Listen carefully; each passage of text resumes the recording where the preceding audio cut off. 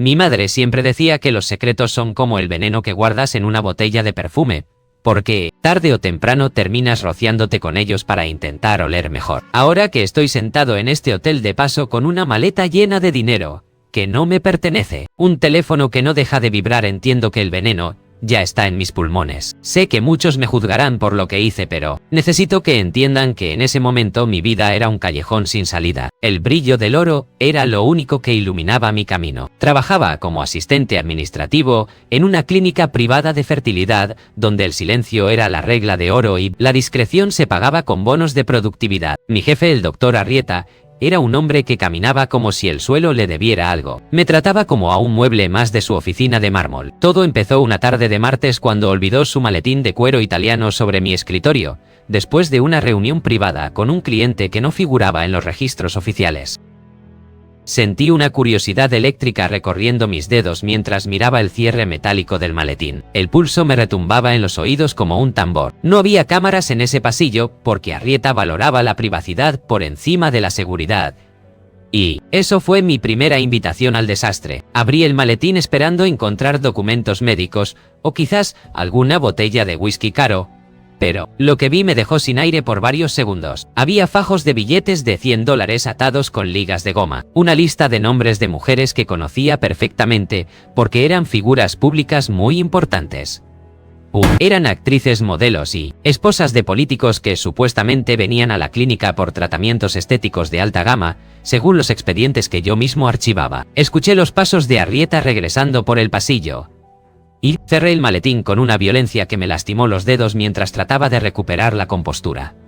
Él entró a la oficina sin mirarme a los ojos, tomó su maletín. Se marchó con una sonrisa gélida que me hizo entender que ese dinero no era para pagar nóminas. Pasé toda la noche sin dormir pensando en esos nombres, en las fechas que estaban anotadas junto a cada uno de ellos, en esa libreta negra. No podía dejar de pensar en mi cuenta bancaria en números rojos y en la hipoteca de mi madre que estaba a punto de ser ejecutada por el banco.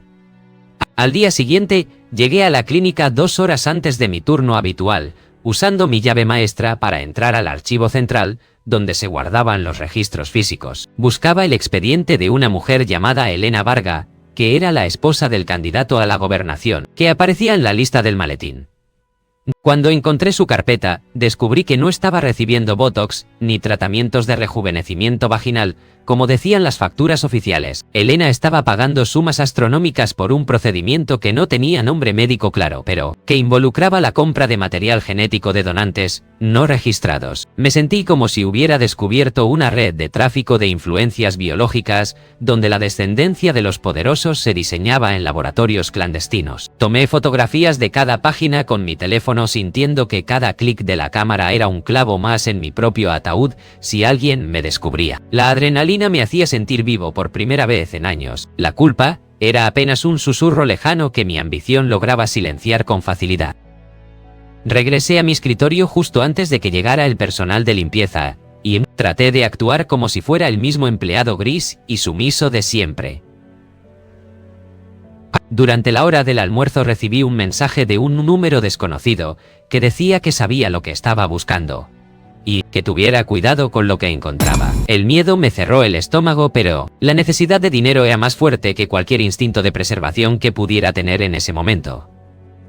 Decidí que no podía quedarme de brazos cruzados y contacté a un antiguo compañero de la universidad que ahora trabajaba en el bajo mundo de la ciberseguridad.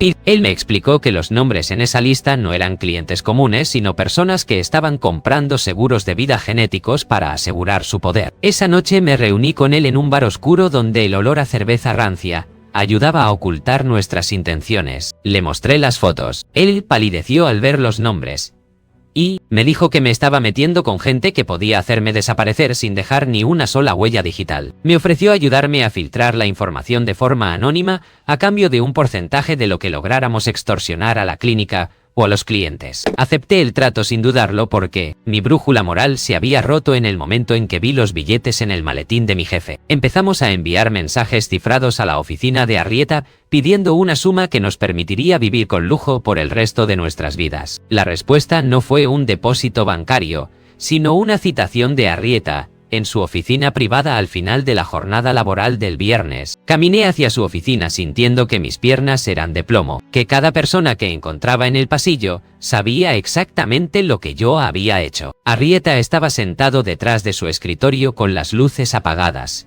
y solo la pantalla de su computadora iluminando su rostro como si fuera un espectro. Y me preguntó si me gustaba mi trabajo y si valoraba la seguridad de mi familia de una manera que sonaba más a una sentencia de muerte que a una duda.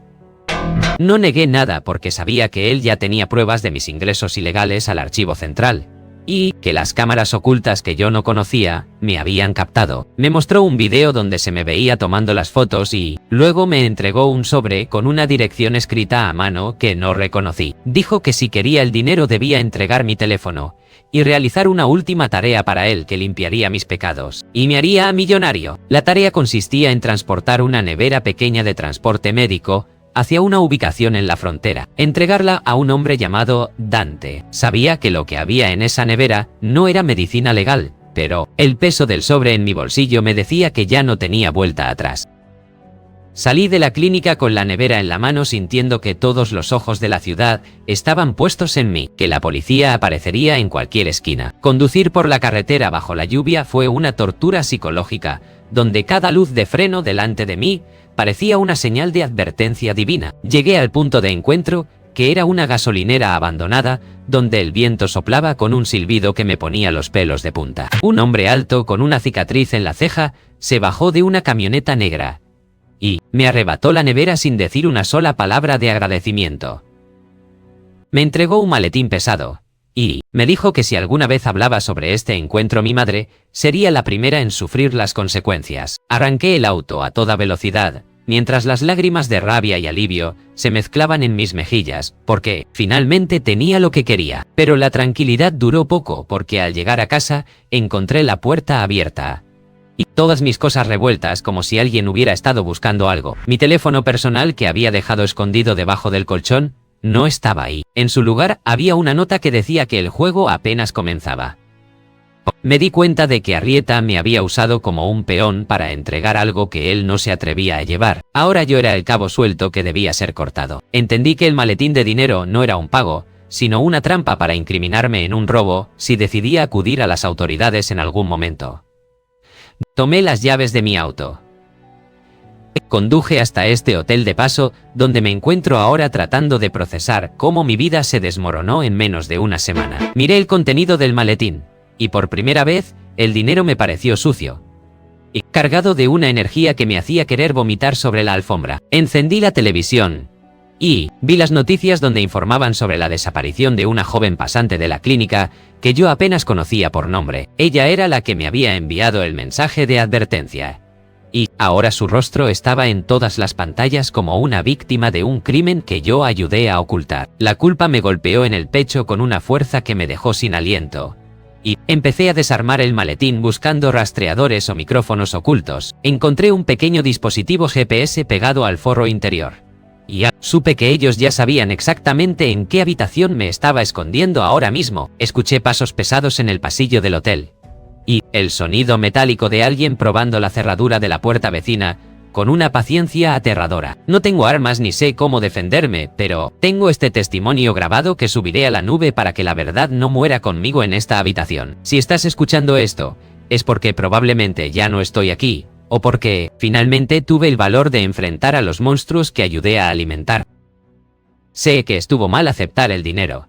Y sé que debí haber denunciado a Arrieta desde el primer segundo en que vi esa lista maldita en su maletín. Pero la pobreza es una prisión que te hace ver el crimen como la única llave disponible. Yo estaba desesperado por salir de mi celda de deudas. La puerta de mi habitación se está abriendo lentamente y puedo ver la sombra de un hombre proyectándose contra la pared blanca bajo la luz de la luna. Solo espero que mi madre pueda perdonarme por haber usado su nombre como moneda de cambio en este trato con el diablo que me salió tan caro. Apago la grabación ahora porque necesito preparar mi último acto de resistencia antes de que el silencio de la clínica me alcance definitivamente en esta oscuridad.